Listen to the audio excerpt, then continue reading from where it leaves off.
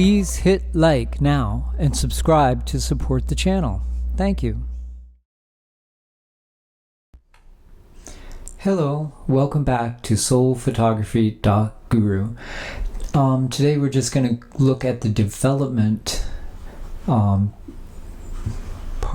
of Lightroom, Adobe Lightroom, and right now we're in the library. Remember, we press G to get in the library and we press D to get in the development. Now whatever image you have selected is going to open up in the development part right here. So we press D and we got to development, and we can see that both our panels are open. If we wanted to close those, we just press tab and they close. And if you want to open them, you press tab again and they open. And so we're just going to go over what's on the side panels here. So here we have, on this side, we have the navigator, which we looked at before. If you click on it, it zooms in on wherever you click. And if you double click, it zooms back out. The first tab right here are presets. And presets are basically what you've made, and we can talk about making those later.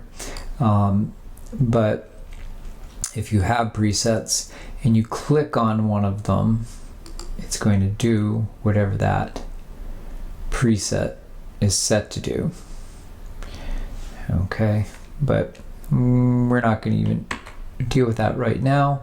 So we're going to go back.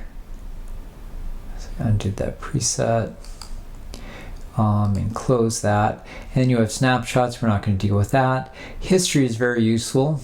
Now if I do something here to change it and I want to undo what I've done, I can go back in time. See, these are all brush strokes that were added.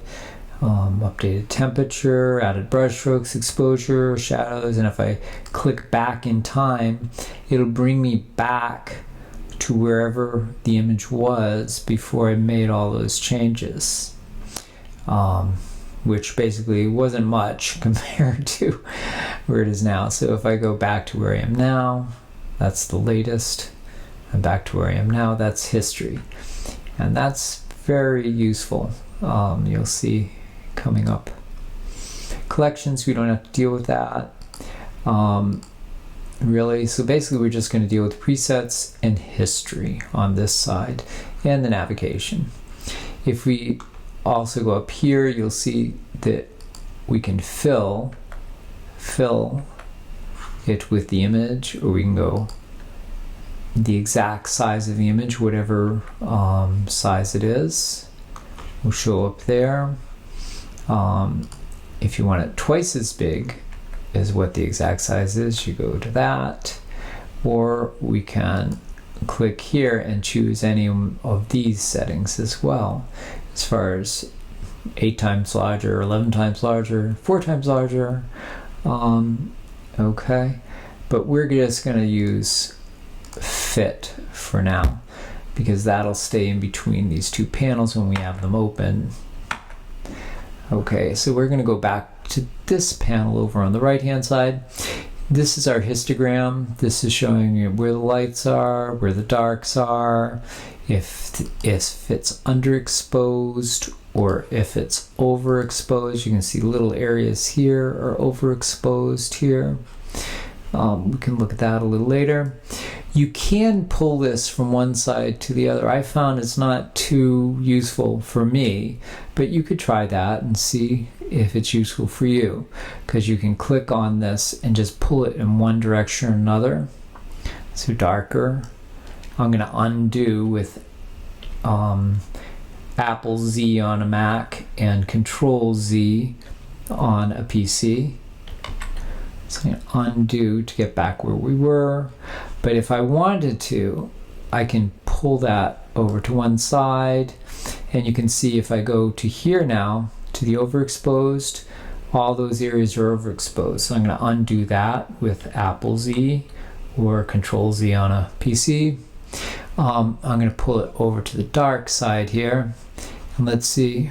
Yes, okay, so you can see if I click on that, it shows where this is the area where there's no pixels, and they're underexposed there. So I'm going to undo that, and we'll go down here where we can see there's little items here. If this first item right here is to crop, so if we click on that, we can see that this has been cropped. Okay, and if we want to change the crop, we have different possibilities. We can pull it out like that and turn it, or we can pull it in to crop it in all sorts of different ways. If we have a particular ratio that we have made it, I'm undoing that, and we want to keep that, then you hold down Shift and then you pull it and it will stay in whatever ratio you made. Okay, or you can go over here and lock it, and now you don't have to hold down Shift and it will have whatever ratio you made, aspect ratio.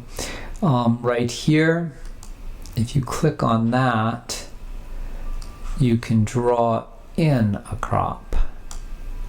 So that just drew that in. Okay, undo that. Okay, now when we look at the angle tool right here, that's good for catching a horizon line in an exterior image, like with a beach or a horizon that you can see. So I'm going to go to G again. I'm going to grab this image here and then press D to bring it into our development module, and then I'm going to click back on to the crop tool. Now also you can press R for the crop tool to go back and forth in between cropping. Okay, so I'm going to take this out of crop. So let's say we had a picture that came in like this. Oh my gosh, that horizon line is really not straight. So we press R, or we click here to get our angle tool. We grab the angle tool by clicking it. Then we click in any aspect. It doesn't have to go all the way across. It can be even just a little piece of this. You can click on there, drag it. See, I could make it anywhere. I'm just going to drag it across where the horizon is and let go, and there our horizon line is correct. So let's hit the R and you can see it's straight now. Okay, so that is what we use that angle tool for. You can also move the horizon around by moving that slider back and forth. In any of these, you can click in here on the numbers like that, and then you have up and down keys on your arrows. If you click up, it moves the numbers up, or if you click down, it moves the numbers down. And you can do it in increments to make it exactly the way you want. So, and then once you're done, hit enter or return and get out of there. This is to constrain the image. So if we're going to constrain the image, that means we're going to keep it inside of that area. But watch, if I unclick that, I can go on the outside of the area.